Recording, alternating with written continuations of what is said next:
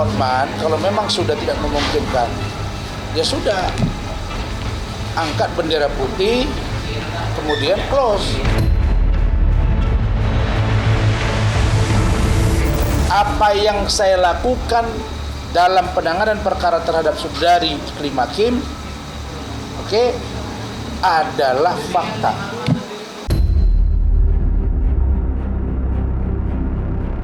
Ada alat bukti yang harus saya sandingkan langsung kepada Bang Hotman. Ya kan, ini berpotensi ketika kalau memang dia masih tetap pada keterangannya yang ada di dalam BAP dia, ya kita akan tempuh upaya hukum baru.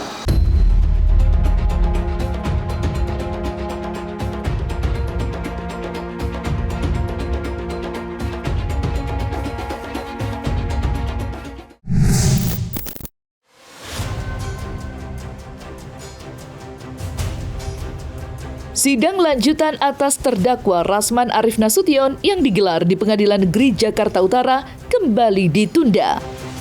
Lantaran saksi korban dalam hal ini Hotman Paris tidak dapat hadir karena masih di Singapura untuk menjalani perawatan usai jatuh sakit. Meski sidang kembali ditunda, Rasman dan Iklima Kim sempat dicecar oleh majelis hakim. Seperti diketahui, Rasman dan Iklima Kim dilaporkan Hotman Paris atas dugaan pencemaran nama baik.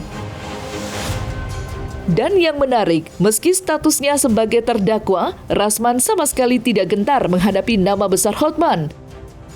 Bahkan menyayangkan atas ketidakhadiran Hotman yang membuat jalannya sidang kembali tertunda. Pengacara kontroversial itu berharap kesehatan Hotman lekas pulih agar kembali hadir di persidangan atau melambaikan handuk putih sebagai tanda menyerah agar sidang tidak usah dilanjutkan dan kasus yang dilaporkannya segera ditutup.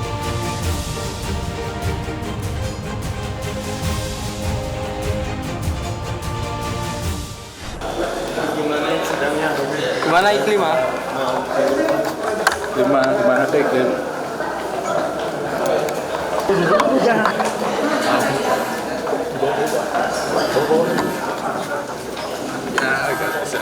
Tadi hakim memutuskan ditunda menjadi hari Kamis tanggal 6 Maret 2025 pukul 9.30 WIB, dipercepat 30 menit karena masuki bulan Ramadan. Jadi kalau saya menyarankan Bung Hotman, Anda kan sekarang sakit, fokuslah ke sakit. Kalau memang Tuhan menakdirkan Anda hari ini istirahat, istirahat aja. Kalau memang sudah tidak mungkin lagi buka-bukaan di pengadilan, karena yang bertanya ini baru 4 dan itu belum selesai. Pak Lecu masih mau lanjut. Saya masih mau lanjut. Nah, saya yang duluan tanya itu paling banyak. Iya, jadi kalau nanti beliau tidak bisa jawab secara detail, belum lagi pertanyaan dari saya, sudah tumpang duluan kan repot urusannya. Jadi kalau saya melihat Hotman, kalau memang sudah tidak memungkinkan, ya sudah, angkat bendera putih, kemudian close. Persidangan ini memang sangat kita sayangkan ya, tidak hadirnya rekan kita Pak Hotman Paris Hutapea. Namun tetapi seandainya beliau pun hadir dalam persidangan, banyak pertanyaan-pertanyaan yang kami sudah siapkan untuk menangkal permasalahan perkara ini sampai ke persidangan. Tentunya kami juga mempunyai kartu as yang mana nanti akan kita buka di dalam persidangan. Soalnya Ada alat bukti yang mau kasus disandingkan. ini harus ada head to head dengan orangnya gitu. Ada data kami yang harus disinkronisasi dengan data dia. Jadi kita beradu data, beradu fakta. Data itu silent evidence, kita punya bukti. Dokumen, kita punya speak evidence, saksi yang berbicara. Jadi agak sulit lah menurut saya. Nah, jadi Hotman itu kan sejak saya kenal dia, maksudnya sejak saya tahu dia pengacara, masih kuliah saya, rasanya tidak pernah Hotman separah ini sakit, gitu loh. Ya. Kalau saya persiapannya simpel aja. Dan ternyata saya lihat begini ya, dari perkaranya antara Bang Rasman dengan Bang Hotman ini, menurut saya perkaranya simpel kok. ini hanya membuktikan apa yang Bang Rasman sampaikan itu apakah mencemarkan nama baik atau tidak. Dan menurut saya kemarin begitu sidang pertama saya lihat tidak begitu berat lah, tidak begitu berat. Dan saya hanya mungkin ya persiapannya tidak jauh ya dari bagaimana Bang Hotman itu merekrut Aspri. Itu aja, nggak jauh-jauh dari situ kok. Nah, nanti kita buktikan di persidangan apakah perekrutan Aspri itu sebagaimana mestinya atau justru ada permasalahan. Ya, saya tetap santai aja, santai. Ini permasalahan tidak begitu berat kok. Ketidakhadiran Hotman Paris karena masih berobat di Singapura tidak menggoyahkan Rasman dan kuasa hukumnya untuk mengalahkan Hotman di pengadilan. Bahkan, kuasa hukum Rasman menuding Hotman telah memberikan kesaksian palsu. Atas dugaan itulah, Rasman dan tim kuasa hukumnya akan menempuh upaya hukum untuk menjerat Hotman Paris. Rasman sesumbar, kali ini Hotman tidak dapat menghindar.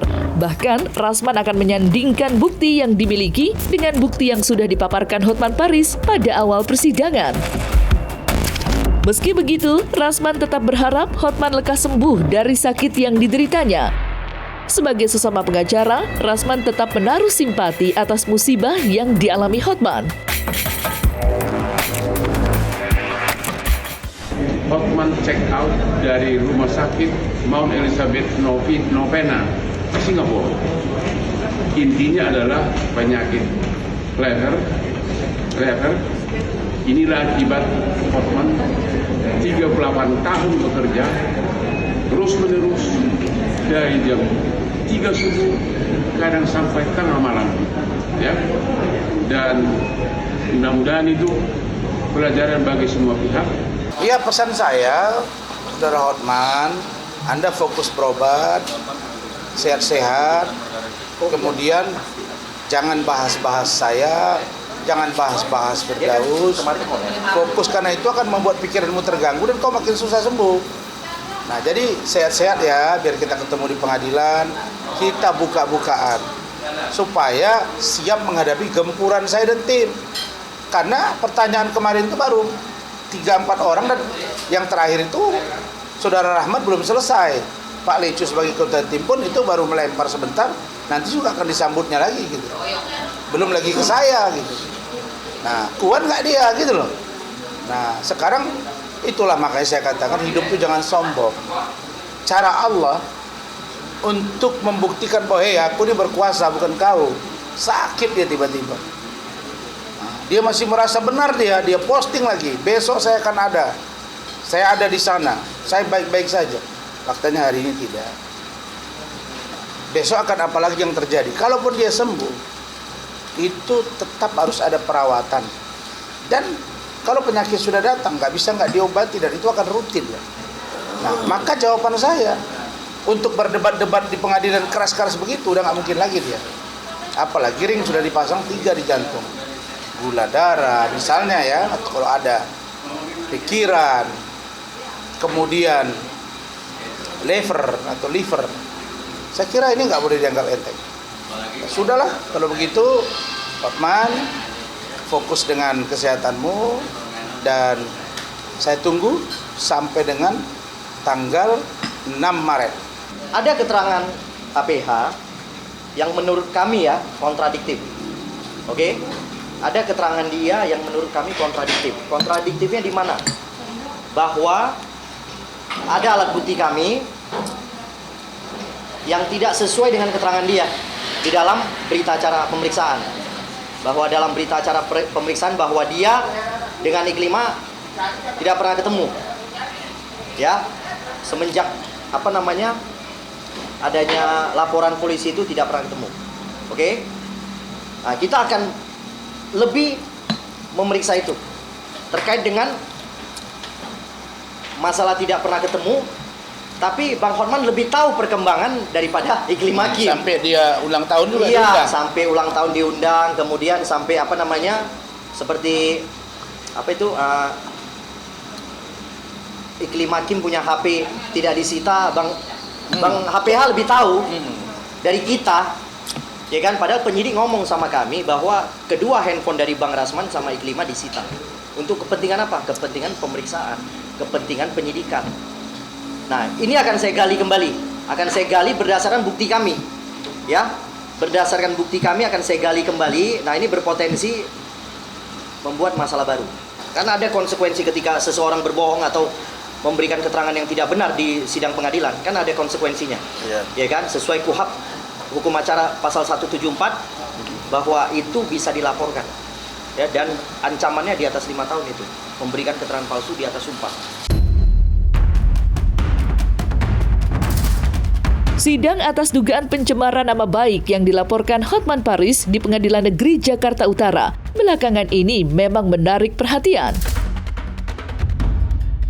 Mengingat dalam persidangan tersebut tidak hanya mempertemukan dua seteru abadi, Hotman versus Rasman, tetapi juga menyeret mantan asisten pribadi Hotman, yakni Iklim Hakim. Rasman yang sempat menjadi kuasa hukum Iklim Hakim seolah-olah merasa dirinya di atas angin dalam kasus yang dihadapinya saat ini. Menurutnya, ia mempunyai bukti kuat mengenai hubungan Hotman dan Iklim Hakim. Lantas, akankah dalam kasus ini Rasman dapat lolos dari laporan Hotman yang sedari awal mengincar seterunya mendekam dalam tahanan usai perseteruannya yang panjang? Dan bagaimana dengan Iklim Hakim yang tidak ada jaminan akan bebas melenggang?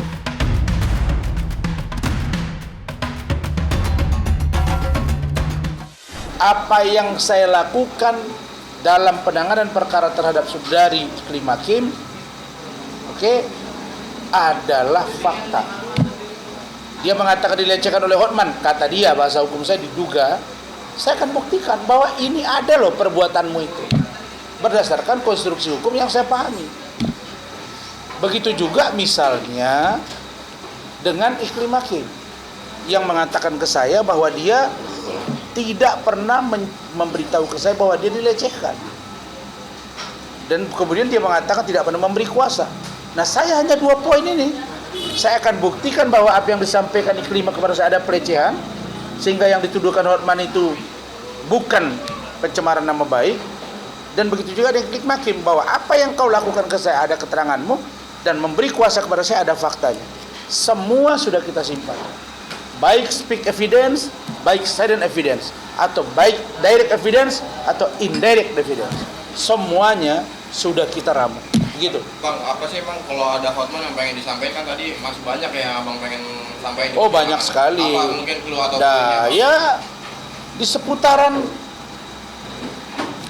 seputaran bagaimana dia mengatakan bahwa saya melakukan pencemaran nama baik. Padahal aslinya tidak. Karena kasus ini berlama-lama, dia diuntungkan di satu pihak. Kenapa? Karena si Iklim Hakim mengatakan tidak pernah memberi kuasa ke saya dan tidak pernah merasa dilecehkan. Di situ keuntungannya, walaupun kita menduga-duga something di antara mereka setelah ada preskon dengan saya. Nah, karena itu kalau dia datang, dia akan tahu bagaimana proses persidangan, bagaimana dakwaan dibacakan, bagaimana dengan eksepsi kami, bagaimana jawaban tadi. Dan saya berkeyakinan ya bahwa saya insya Allah akan terbebas dari kasus ini. Lah itu yang makanya saya heran, saya nggak punya masalah pribadi dengan Hotman, kalau bisa cek. Saya baik-baik aja dengan dia. Urusan saya dengan Richard Lee, itu dengan klien saya Richard Lee, tapi di urusan ini nggak ada. Jadi gini, apa urusan Iklim Hakim ya dengan saya yang saya nggak kenal Iklim Hakim? Dalam rangka apa Iklim Hakim cerita dengan saya bahwa dia dilecehkan? Dalam rangka apa Iklim Hakim menyerahkan atau men-share percakapan dia, chattingan Hotman dengan dia dan jawaban dia kepada saya? Emang saya ada urusan apa dengan Iklim Hakim? Di situ aja. Saya bukan tetangga Iklim Hakim, saya bukan teman Iklim Hakim, saya juga bukan pacar Iklim Hakim, dan saya nggak kenal Iklim Hakim. Tapi dia waktu itu mulai muncul ke permukaan, diduga ada berita-berita terkait dengan dia udah mulai viral. Terus saya dihubungi oleh, saya udah lupa siapa orangnya. Lalu kita komunikasi, wajar kan saya komunikasi. Baru kita berdiskusi, dan dia sampaikan bahwa dia dilecehkan. Kita buatlah surat kuasa, ada orangnya, ada saksinya, kira-kira begitu. Saya merasa memang bahwa aktor utamanya ini saya duga adalah Iklim Hakim. Dan dia setelah menyampaikan apa yang dia ucapkan di media, ada sebuah datanya, dia ketakutan sendiri. Sehingga dia mungkin dengan bujuk rayu mungkin ya mendekatlah ke Hotman. Mereka coba-coba mau serang saya, dan saya dengar memang ada upaya-upaya agar iklim hakim tidak terseret. Mana bisa?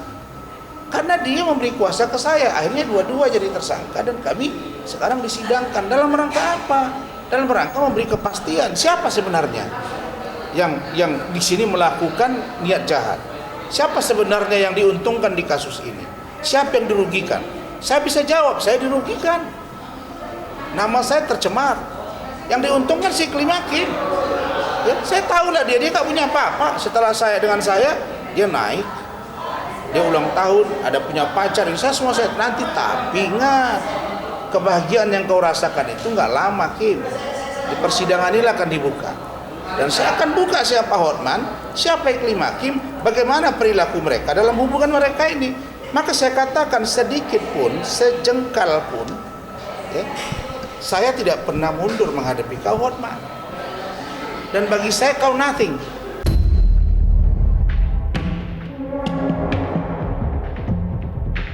Nah, selesai sudah Cumi Lovers. Jangan lupa untuk like, subscribe, dan juga share channel YouTube Cumi Cumi.